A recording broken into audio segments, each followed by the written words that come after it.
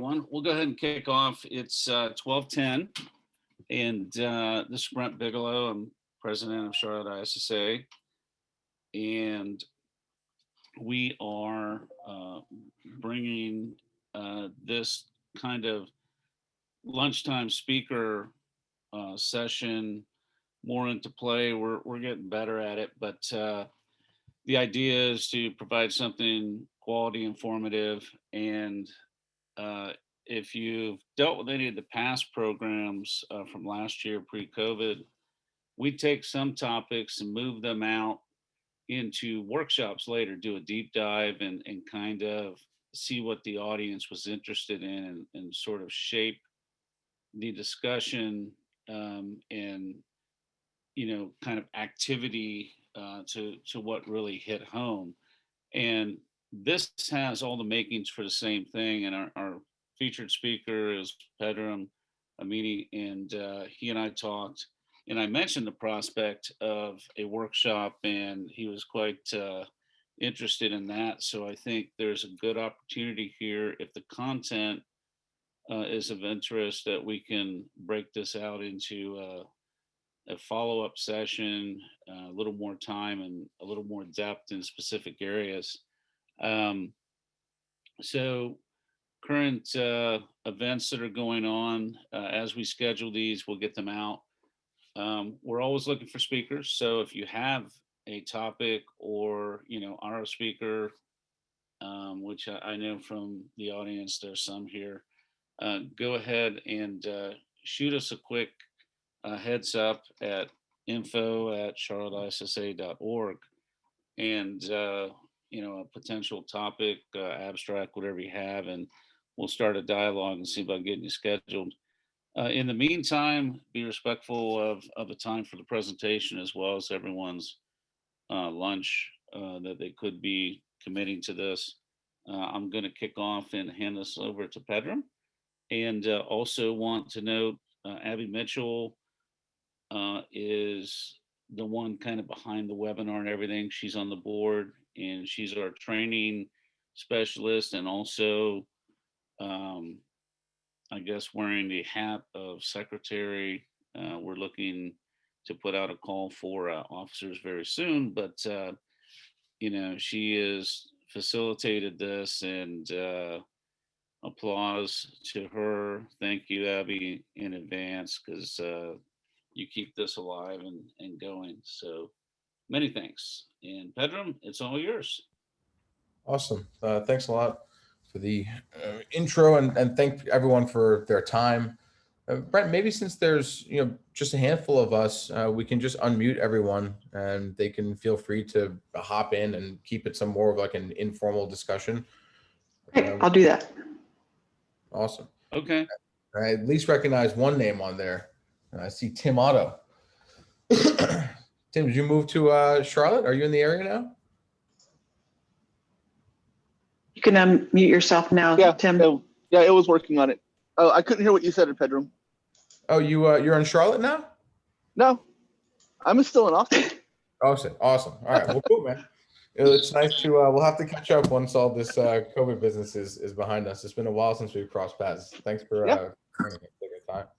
Yeah. So for everyone else who doesn't know me, just a quick introduction. I'm from New York originally. I've been in Austin, Texas since 2005. I got into this world of vulnerability and security through reverse engineering. I picked up soft ice in the 90s and I was doing red boxing in the 90s as well, before the dawn of the cell phone. Professionally, I've worked at iDefense and Tipping Point, running their vulnerability contributor program and zero-day initiative, respectively. These are bug buying programs where essentially our team would pick up IP from folks around the world. We'd disclose it responsibly, but we had the benefit that we could write the protections into our IPS. I've done some open source work. I've written a book on fuzzing, and then in the past 10 years, I've mostly been focused on one startup or another. JumpShot was a consumer product, like malware removal tool. The idea there was if I can help my father automatically, then we had a product. But like boot off of Linux and remove malware kind of forensically, the way that you do it when you're home for the holidays and dealing with someone's infected machine. And then since 2014, I've been working on a project called Inquest. We are our carrier class network defense is our DNA. We're born out of the basement of the Pentagon, essentially. Some of the founding team was from there. And as it pertains to this topic, we do a fair amount of threat intelligence and threat hunting work, mostly for the sake of finding novel bleeding edge malware. And please, at any point, feel free to jump in and mention whatever. Brent, Abby, and I were just talking about before this about different 80s movies. The theme for this one is war games. You guys had mentioned Hackers. Actually, that was filmed in my high school. Stuyvesant High School in downtown Battery Park was the site for that movie. And that pool prank is actually something that they do pull on kids there. That's awesome. So, agenda-wise, first and foremost, how are we defining threat intelligence? It's a pretty overly used, overly loaded word. We're going to be talking specifically about indicators and patterns, IOCs and TTPs. But threat intelligence is a broad subject matter. You can be looking at like attribution, actors, intent, and there are folks who do this kind of work. There's bespoke, tailored threat intelligence. Maybe consider like what the U.S. government does. Doxing foreign actors, or most recently they listed like the top 25 exploits that the Chinese actors use for breaching into enterprises in the U.S. That kind of threat intelligence. You get vulnerability intelligence. This is like your 0-day, end-day information. Like one of our partners here in Austin, Exodus Intelligence, does that kind of work, both end-day and 0-day. And maybe a bit of a stretch, but like click fraud to a degree is a threat intelligence as well. But again, popping the stack, we're looking at it in terms of IOCs and TTPs. We'll take a look at a quick what does a common malware campaign look like if you haven't dealt with that in the past. And then a lot of this really is, I hope for it to be bi-directional, especially for folks, defenders in like larger enterprise. I'd love to know how you guys are using threat intelligence, where you're sourcing it from, what value that you find from it. And I'm going to talk about a carrier-centric or a file-centric approach that we take for extruding threat intelligence. I say we, one of my colleagues, our director of threat intel at Inquest, William MacArthur, is on the call as well, and able to dive into the dialogue. He's been doing this for decades and has a real hands-on, long experience with it. Made multiple discoveries of a variety of different campaigns during his professional career at places like GoDaddy and whatnot. So quick, just precursor on, what does a common malware campaign look like? If you are in the eyes of your common actors out there, call it like your top 30 like campaign operators, right? This is most commonly starts with a delivery over email. Whether it's a malicious link, a malicious file, it generally starts over email. Your malicious spam. That's the initial kind of blast out.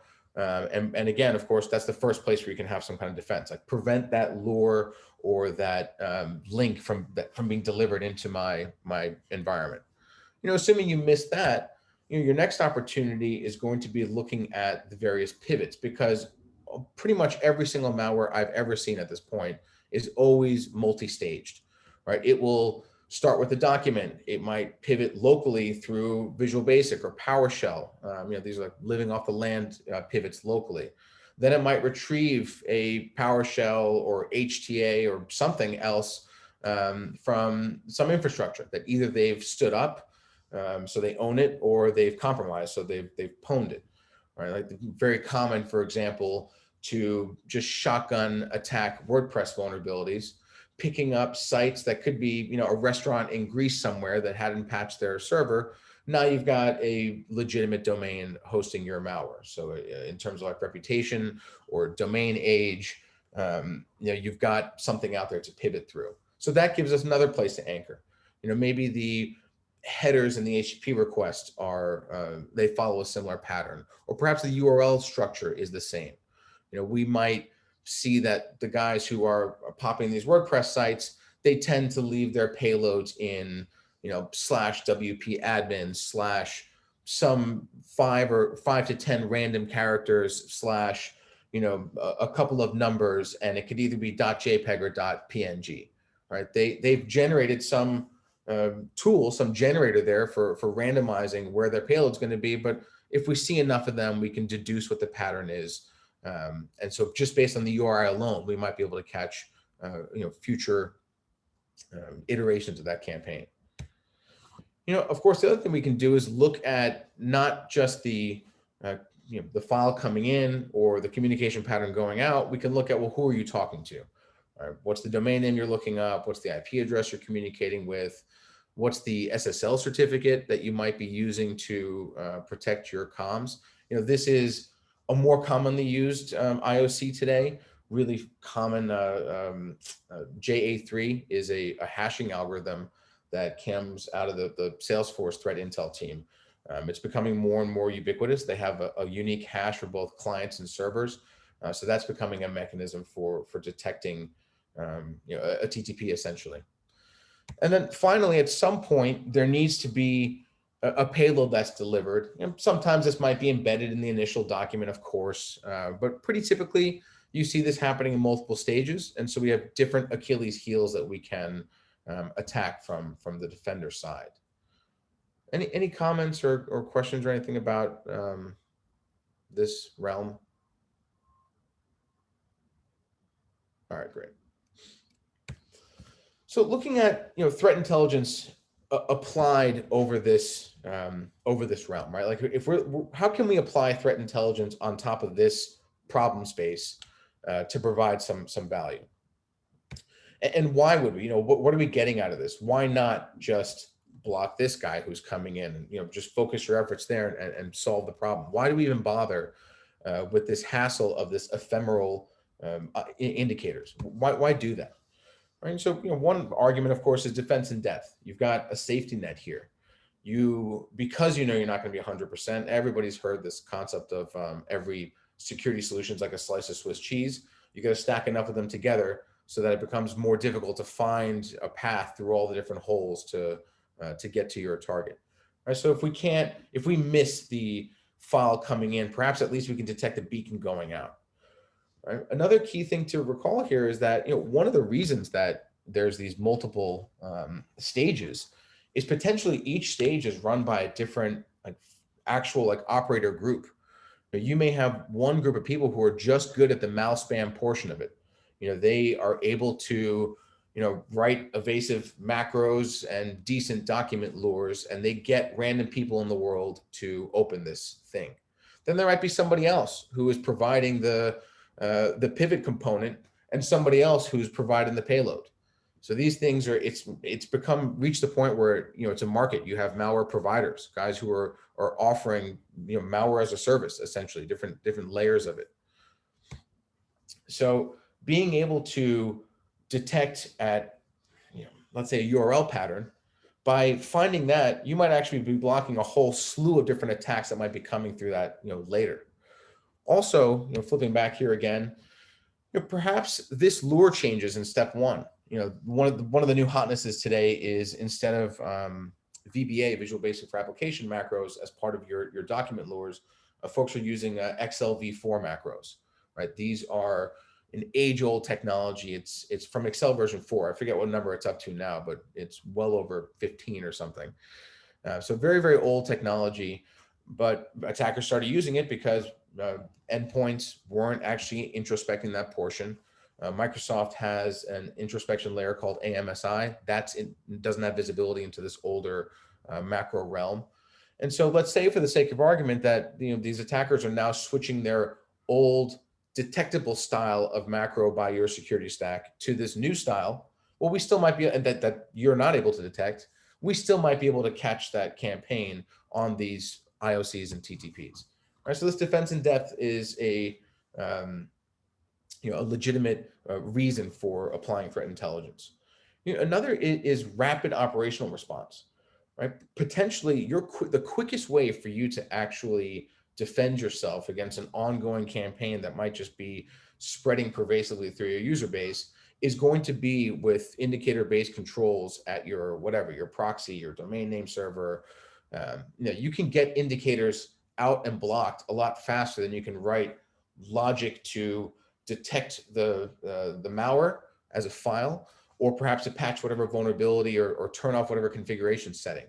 So there's a value to having the ability to essentially make action on threat intel in the defense environment. And a final thing food for thought on why you do this is, to filter the noise. If I am, very important company X with valuable IP for, other people, or I'm defending user information, financial information, I need to be hunting for the guys who are actually coming after my, my network.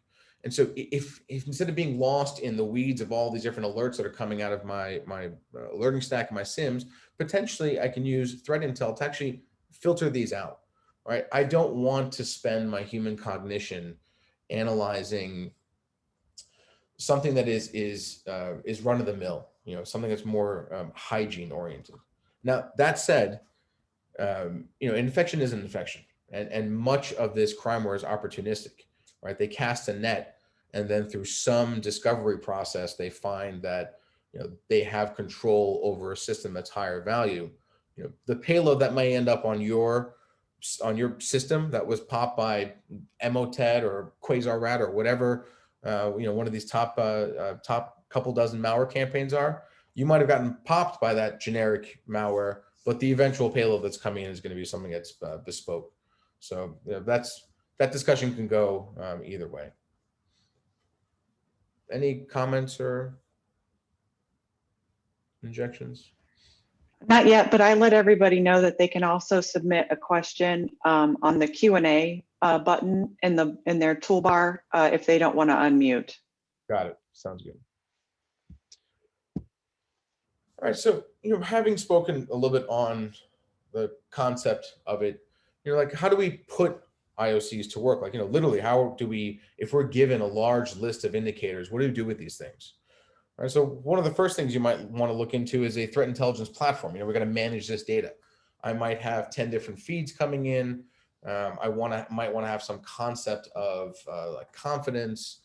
And so the threat intelligence platform is a vendor to consider there, right? MISP is very common. It's open source. It's free. Styx Taxi is a protocol and a server format for an open exchange of indicators. And then you've got a bunch of commercial vendors here, from Anomaly to Threat Connect. Right? Like these guys will actually help you manage your indicators. You can connect feeds to it and suck them all into a single platform. Another component that can live off of indicators is a threat intelligence gateway. It's a little bit less common known than threat intelligence platforms. The idea here is that you've got some kind of network-based control, whether it's a software-defined network or physically you have an ingress north-south perimeter. The idea here is that these are indicator-driven firewalls essentially. You put these in to filter the noise. They can handle millions of indicators. Where you're getting millions of indicators from, I'm not quite sure, but they can handle it. The idea is that you stuff them into this and it will rapidly, based off of the domain name or the IP address, just drop that traffic. Don't allow you to communicate with known bad infrastructure. And then another way of doing it is in the SIM, as opposed to in the TIG, the threat intelligence gateway, where it's using the indicators to actually make a block based off of data that's going. You can use some threat intel source to enrich the information you have in your ELK stack or inside your Splunk. Now, telemetry though is obviously critical here.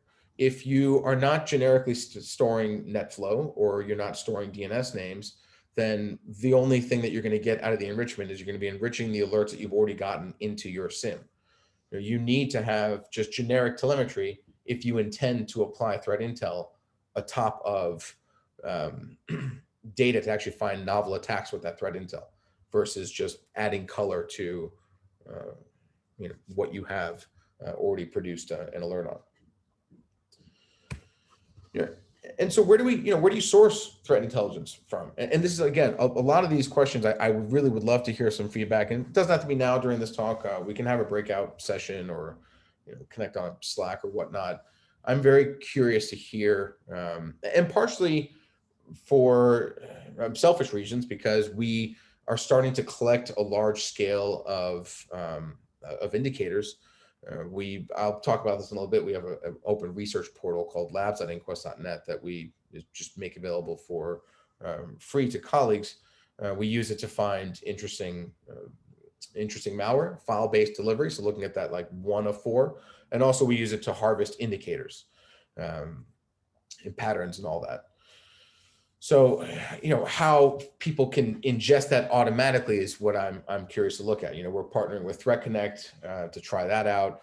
I'll set up a MISP server to allow folks to just ingest from there. But I'd love to hear how folks are actually trading, ingesting, and using indicators. So, where can we get it from? We can aggregate them, right? There's tons of sources, dozens, and actually we've gone ahead and aggregated them. And I'll show you how we do it. We open source the tool for doing it. It's available on our GitHub. It's called Threat Ingester.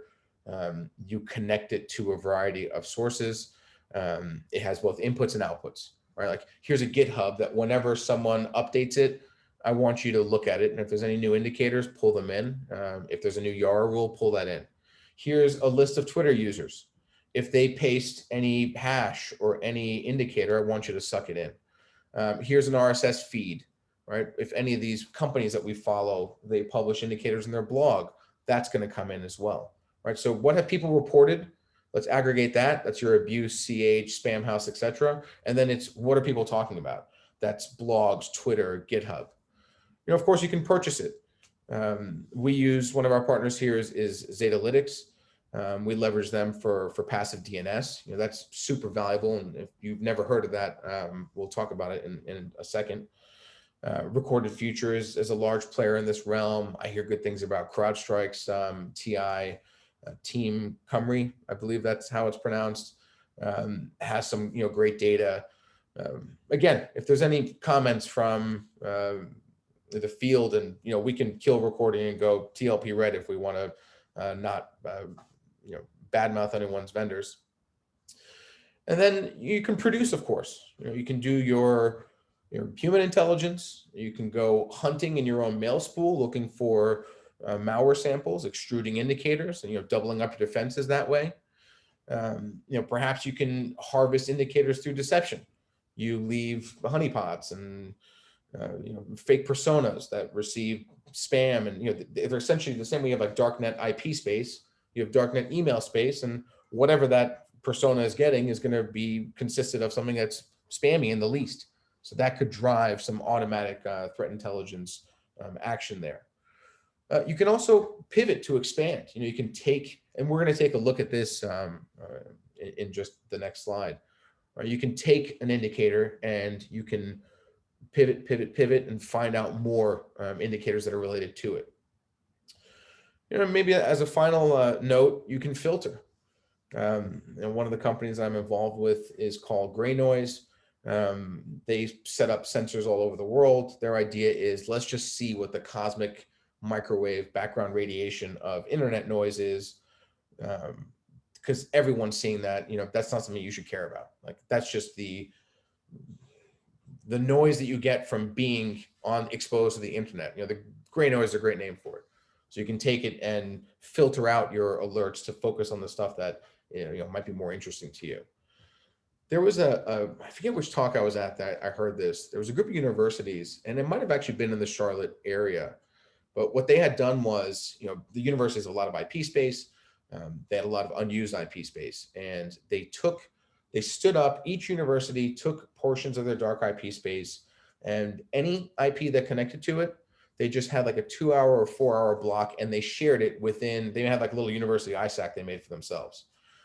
This simple thing that they did reduced their IPS alerts by like 80%, which is an absurd amount to think about, right? It suddenly gave them it really just squelched down the noise, and it gave them the opportunity to focus on things that mattered. So using threat intel for telling you what not to worry about, can be equally as valuable as using it to tell you what you should worry about.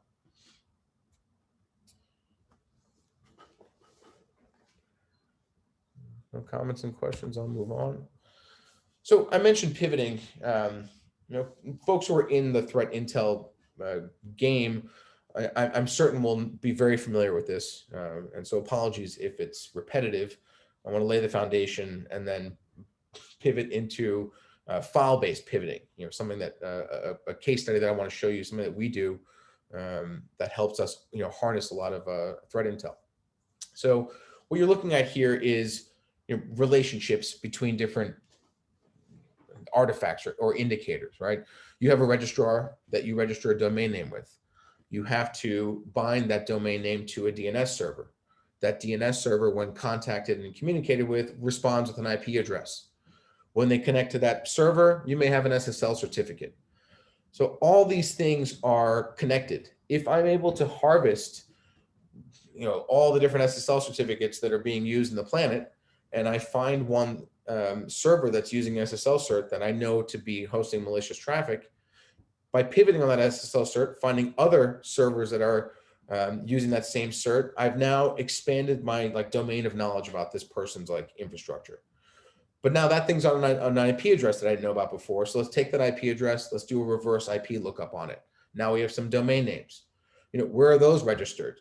Maybe is it possible that there's some anchor, perhaps even in the registrar info, like foolishly they use the same email address. This was a lot more common a long time ago. That way you can pivot on that. Let's see what other domains this person has registered.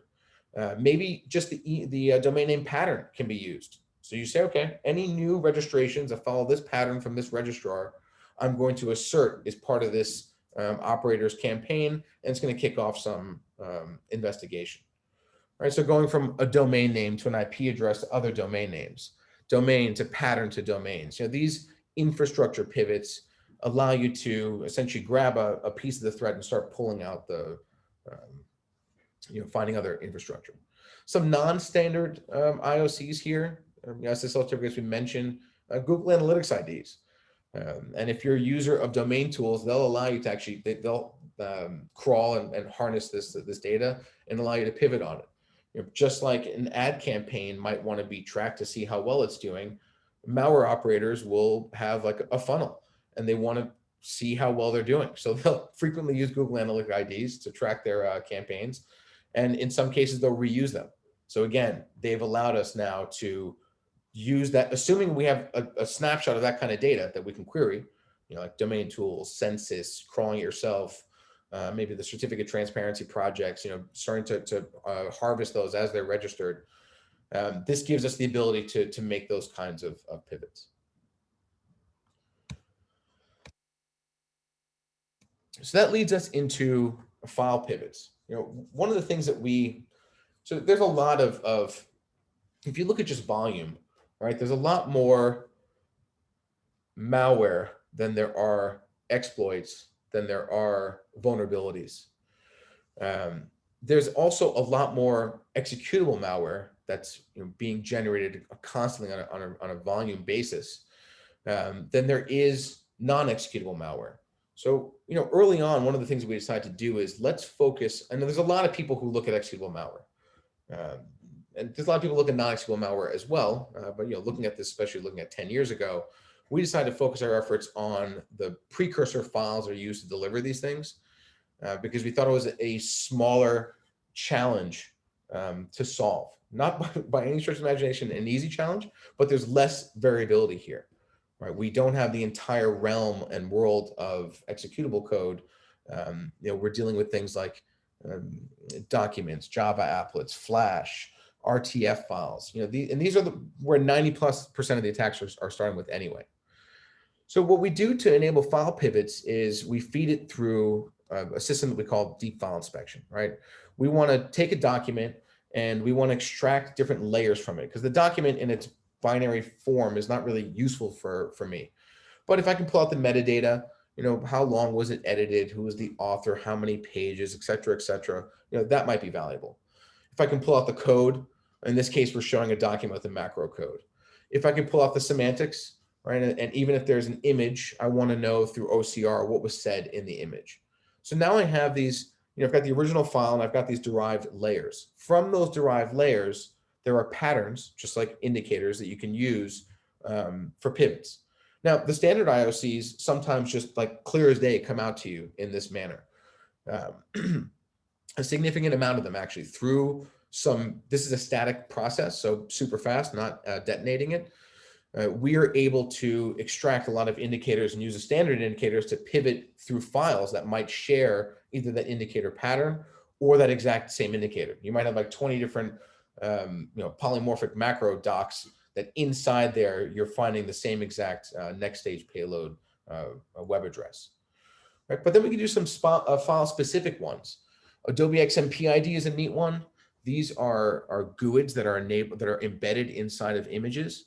Every time you save the image, copy the image, an ID inside there is changed with it. So as an example, if there is a malware document with a graphical lure and they haven't stripped this Adobe XMP ID from there, we can grab that thing and search for it and use it to find a slew of other newer novel malware. This is a super valuable thing for us. It's something actually we even automate. Like if we think something is bad and it has any images that have an Adobe XMP ID, we pull that out. That is an indicator. We also do this for known goodware, and if they're in both, they fall away. Only the mutually exclusive XMP IDs that are coming from malware, we actually use that to do threat detection on new files. And many, many times we will find a file that has no AV detection, not a high threat score from our own stuff, but we caught it because of this XMP ID. And then, of course, there's other things. We can look at code patterns. We can look at common obfuscations. We can look at chaff values. Chaff is just, like husk. It's just garbage. Things that they throw in there to break patterns. Maybe they'll even inside of a PowerShell string, they'll just put a bunch of junk to chop it up.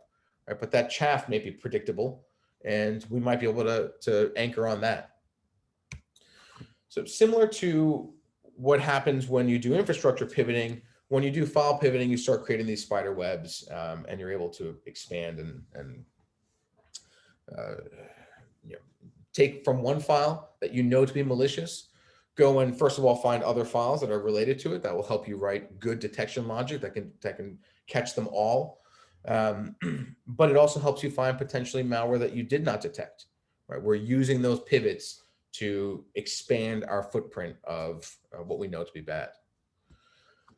So, diving a little bit more into how we do this specifically. So we apply this on Virus Total Intelligence. If you're not familiar with it, is Google's multi-AV as a service. You upload a file, 65 plus AV engines will run on it, and you'll get the consensus back. 25 out of 65 AV engines thought that this thing was malicious. It's ubiquitous in the industry. I don't know of a single vendor that doesn't use it. Their file volume is by far the greatest. Most folks who are competing on file volume have a heavy overlap. It is the industry standard for file ingestion. And what we're looking at is some stats from May of this year. I've seen as many as high as 3 million come in a day, and as low as 1 million come in a day. So roughly though, what we're looking at these different lines, total files, just that includes dupes. Red is distinct. The green line is the most important one. That's distinct new files. So basically every single day, you're seeing 1 million new hashes that were never seen before, at least. That's a huge volume of stuff to go through. So the first challenge that we have when we're looking at data of this scale is, how do we break this thing down? Even if we only look at the ones that are malicious, that's still 400,000 a day, right? That's a large haystack to find interesting things in. If we look at the file distribution, we get some more help here, right? The number one file type is executables, and we've already said that we're stepping away from that. We're looking at Office files, Java files, PDFs, Excel. PDF is the biggest chunk here with 1 million. That still puts us in large scale territory, but still we're reducing the problem set here by just focusing on a smaller area. Reducing even further, we apply some YARA rules. Environmental intelligence supports the ability to write a YARA rule that every time one of these new files comes in, if the YARA rule matches, then some action happens. So we wrote about a dozen different YARA rules that are designed to find the things that we know to be malicious, as well as a good chunk of gray area and benign. So it's wide enough that we want to, if we look at this is malicious, this is good, and there's some gray area in between, we want to cover this chunk enough to get a bunch of goodware as well. And later when we look at labs, you'll see that if we look at the breakdown of files ingested daily, it's more goodware than malware, because we want to go find the stuff that's in that presumably goodware area. And we're doing things like looking for layered, anytime there's layering, so there's a document in a document, there's a flash file and an RTF, we want that. Folks will use RTF files as zip files, like they'll just drag and drop a bunch of stuff into there. It's not uncommon to see things like that, but we know that malware uses this. We want to catch all of those things. If there's any offensive characteristics, even something as stupid as putting in like heap fill, shell code, we'll take it. And I've done a whole talk on this. If you go to our website and our YouTube channel, it was Black Hat 2019, you can get a real like deep dive into this specific thing. It's called worm charming. The whole concept is how do we find 0-day inside of the VTI data? It exists. People are actually testing, malware authors are testing their 0-day campaigns against VirusTotal that they know is used by the industry. And so that was what we were posited, and that's what we wanted to capture. So if you want to dive into that, you can take a look at it.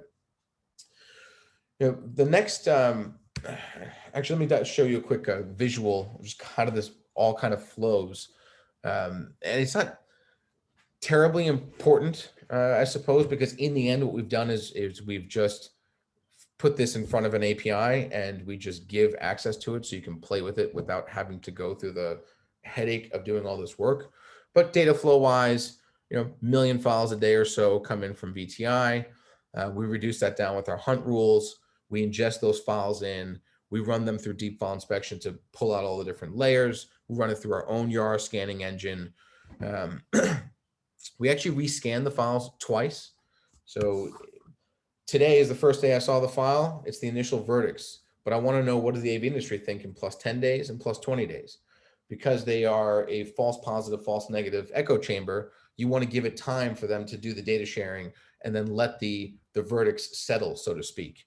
The value of this, of course, is it helps us in being sure that the labels that we're automatically giving to some of our samples for driving our machine learning, they're accurate. Right? We can have confidence. We know this thing is bad because Inquest says it's bad and has support from the AV industry, and maybe we've detonated it as well. Like, we're certain that this thing is a bad file. Let's give it a label of malicious so we can use it to drive the models.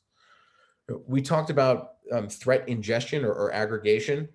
So from RSS, Twitter, GitHub, the aggregates, using this threat ingester and pulling all that down. This is something that's been built out as well. One of the neat things that we've been doing, and at some point, if we break off to a workshop, I'd love to hear if anyone's doing this, is we have Slack chat operations that hook into all these different components on the screen, and it talks to us, right? Like, we put little rules in there. If I write a new YARA rule, I want to know when it fires on this corpus. If I am looking for, password protected files, maybe, I can write a little hook. And so these chat operations are quite exciting, and they drive a lot of our day to day. Like the Slack bot we have 20 different channels for 20 different experiments. We'll find something exciting and @message you, and like that will literally drive some of our research. Most recently, we even hooked up a component to Twitter. So any of our tweets that come out with a little robot emoji, this was a file that we pulled down. We identified as malicious. We found an internal indicator. So like, this was this file available at this link had this indicator that actually we were able to pull down. It was valid, and we detected that was malware as well. So this defanged URL is to a live malicious RTF. And we ensure that the IOC is novel before we tweet about it. So if we see it in our reputation aggregation or in our IOC aggregation, we don't tweet about it. If we tweeted about it before, we don't tweet about it again. And just off of these two tweets, you can see document.doc, what looks like quotation.doc. I mean, notice this HK command, right? This is a TTP that when leveraged, whatever this doc changes, if they change from one thing to another, so long as they're using this, the pattern for the URLs, will have defense against their, their campaign. I feel like we're getting a little bit low on time. I don't want to, consume everyone's days. So let me skip this. Just real quick, I'm actually giving a webinar on this next week. This is an experiment that we've been running where we take that harvest and we feed it through all the default mail providers. So Outlook.com, G Suite, O365 with ATP, O365 with ATP plus the anti-phishing, Amazon's SES with the check mark for malware detection. And the samples that are able to get through all of them, so it doesn't matter what your email provider was, like if I sent this real world sample that I pulled from the wild, at least the default stack would not block it. You either lean on your user not opening that file or some desktop-based security tool. So if you're curious about this, and it's kind of fun because it goes back and forth, between like Google and Microsoft. One will be #1 for a while, and the other will be #1 for a while. It's a neat experiment, and we'll dive into it in depth if you're curious during that webinar. And so, finally, I want to leave you guys off with this labs.inquest.net. We've got 2 million carriers in there. It's all Office documents today. We have some YARA helpers if you want to play with that, if you guys are using YARA in your environment. Actually, Tim Otto may remember this. We rewrote it in Python, but this base64 regex generator, you give it a regular expression, it generates a regular expression that would match the base64 encoded content. I mean, it's like this close to magic. It's super neat. Rep aggregation and IOC aggregation. Let me just show this. I think I need to actually switch to my browser. Is my browser coming through to you guys? You should see an Inquest Lab. Yeah. Right? Yeah, we can see your browser. Cool. So, there's 6 main things here, right? So here's the file world, all the files that we've ingested. I can see that 15% of them in the past, of the last 1337, that's the default amount that we show. It was 85% defined as unknown, 15% malicious. These columns here are the VT positives. So in this case, there no AV detection. We think it's malicious. This could be a trophy for us, or maybe it's a false positive. In these cases, they didn't come from VT, and LB is the weight. So if it's 60 out of 65 vendors, the VT positives is 60, but the weight might only be 10 because we weigh every engine differently. Most of them are zeros, frankly. If we dive into any one of these examples, you'll see different layers that you can search through and pivot through. For example, in this embedded logic layer, if I highlight suspicious lines, maybe I find some pattern, like maybe this variable name, and I can go pivot on this now. Show me all, searching through the deep file inspection layer of logic, OCR, metadata. We'll do logic here. Show me all documents that have this name in the macro as an example, right? And neat enough, we found a second one. Other things we can search through are just heuristics, like just a slew of different rules that we've essentially put in here. Like, show me all the Excel 4.0 macro documents.